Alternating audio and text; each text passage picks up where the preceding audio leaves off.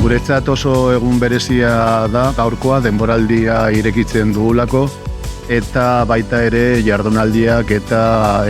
artistek urtean zehar eta urteetan zehar jaso dituzten proiektuak eta eskaini dituzten proiektuak ikusi ahal izango ditugulako.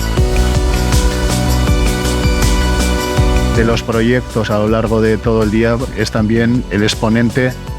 de parte de nuestra forma de ser, y también es el momento en el que algunos de los artistas se marchan porque finalizan sus proyectos con esta exposición y otros y otras artistas nuevas nos empiezan a acompañar en este recorrido.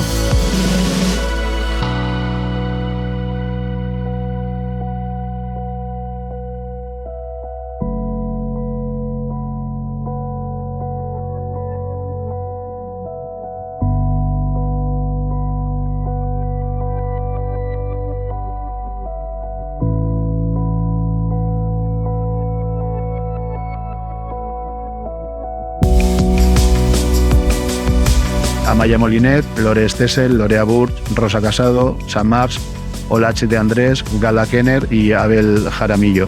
Son proyectos que transitan en un montón de caminos y de ámbitos y contextos diferentes. No los voy a nombrar ahora más que los nombres de los artistas, porque yo creo que lo mejor es que